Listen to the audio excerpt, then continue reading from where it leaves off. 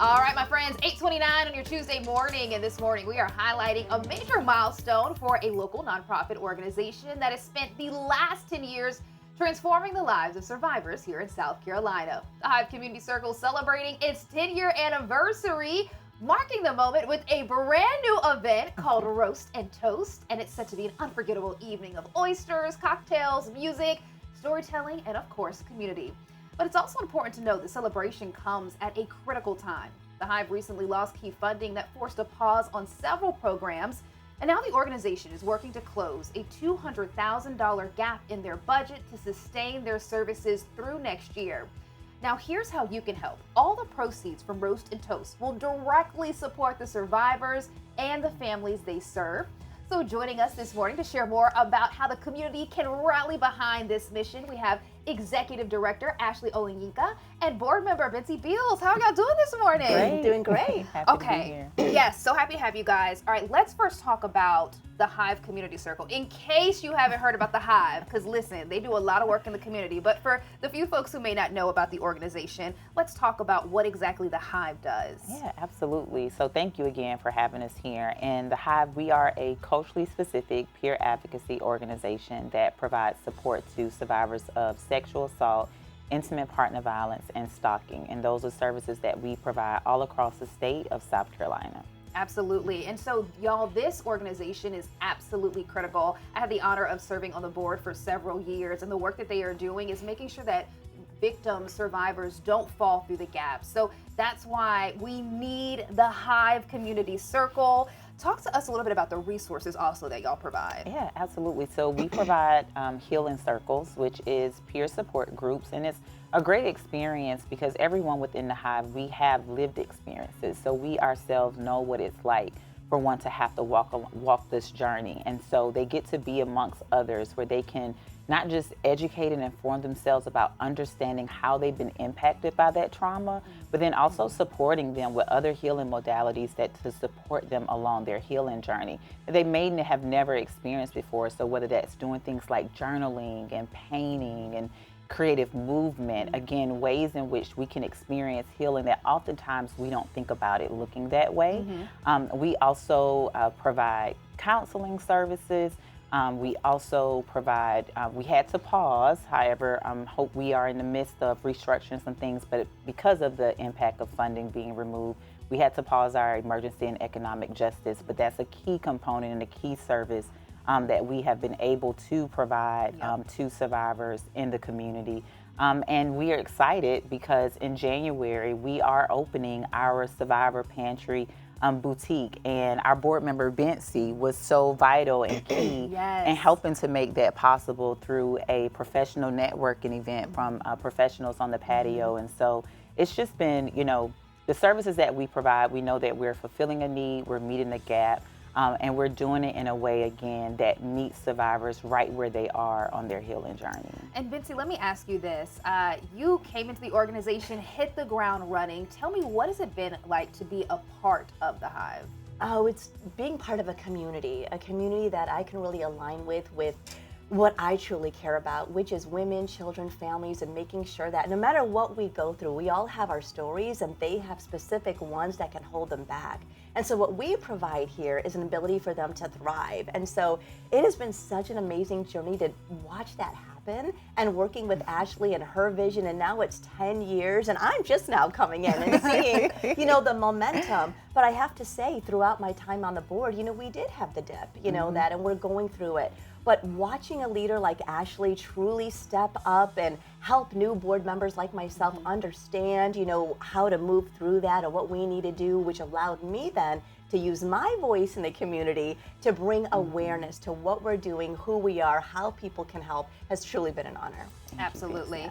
And I want to talk about the funding aspect of it as well. So if you guys have been listening, a lot of different nonprofit organizations really took a hit over the past several months. And that's why events like Roast and Toast, that's why just supporting these organizations is absolutely vital. It's critical. So can you speak a little bit, expand for folks who may not realize the type of funding hit that the Hive took or many other nonprofits took? Yeah, so we took a $600,000 cut to our budget and hit, and that was from defunding. And it's something that, you know, we've navigated, but I'm so grateful to God because we've also have been able to overcome. Yes. And we're now on the other side of that. And we have been able to raise over $300,000 at this point. And we've been able to do that as a result of the community, as a result of our board members and everyone showing up and really rallying behind the mission and the cause. And that's what it takes. And it's realizing and understanding that this can happen to any of us, that none of us are removed from having these type of experiences. And even if we haven't experienced it, we know someone who has. And so whether that amount has been a $10 contribution or whether it was a $100,000 contribution, all of it has been significant and impact, you know, and allowing us to make the progress that we have today. And we've had to, you know, again, because of those cuts, we had to make some changes internally, and we had to reduce our staff. And I think oftentimes people don't know and understand, like you said, how does that impact the day-to-day programming that our program participants, when it came to our emergency and economic justice, that was funding that we weren't able to just also directly provide to survivors who were in need. We were able to also support other nonprofit organizations who were working with survivors to fill voids that they were not able to. And so, you know, it's been a difficult time, but also, again, it's been a joyous time, as Betsy said, because we had to pivot. We had to make some changes, but we were going to ensure that the Hive was sustained and that we continued to provide our core services to the community, being able to provide that advocacy, bilingual advocacy. Those things are so critical, so essential to make sure that, again, those who are least likely to access services, but they also are the most underrepresented when it comes to the services that they need, filling that gap. That's why the Hive is here. Absolutely. And I really want to stress, and the reason we're talking about the funding is the fact that you're listening to this and you're like, this is an organization, this is a mission I can get behind. Well, you can impact it. You can make a difference. You can help close that funding gap, whether it's $10 or $100,000 in the name of Jesus. Yes. Right? But whatever it is, it really does make a difference. And even if you don't have the money and you're like, okay, I want to volunteer my time, that's also equally as important. But we as community members, in my mind, I think we have a responsibility to uphold organizations like this, to make sure that they stay afloat, so that way everyone in our community can get the healing that they deserve. Now let's talk about this food pantry. Bitsy, I'm so excited. Okay, so talk to us about the idea. What's it going to look like? We got to see, we're going to show you guys some images from it, but so excited about it. Well, it is a really exciting thing. I'm going to let Ashley elaborate a little bit more on it, but where I came in was the connection. You know, one of the best things that I do well with the Hive is connecting with other organizations and people, because in my business, I'm out meeting people in the community. And so we were able to meet. We love construction. Samantha Diaz, who was able to come in, and she's got a heart for this cause. And so together we came up with this movement that I'll let Ashley talk about. Yeah, so we actually received a donation from Stanley Martin about a year and a half ago, where they donated the She Shed pantry, She Shed, and you probably recall and remember that. And so during that time, we had been already thinking about, okay, how can we renovate this space? We know what we want it to look like, but we didn't have the funding for it.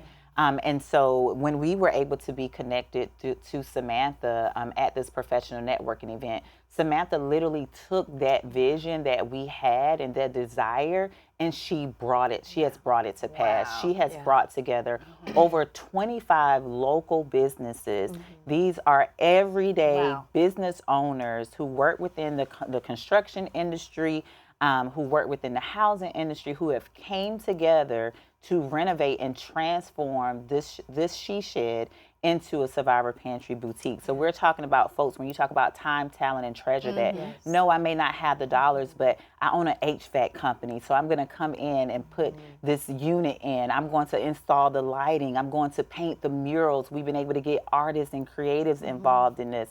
They're going to build the cabinets and put in the doors. And so just to see the community rally behind this cause, all because one person saw it not robbery to honor her friend who she lost, you know, as a result of intimate partner violence last year. It's it's a blessing and an honor, but it's also a beautiful thing to see that as we come to celebrate these 10 years, what it looks like to see our community truly rally behind this mission and make something possible now for the community that we didn't have up until this point. And so this pantry will be able to provide personal hygiene items, but also household items that oftentimes, you know, you may not think about is important and may be a need for someone to have, whether that's cleaning supplies, you know, whether that's just having the things that you need while you're in transition.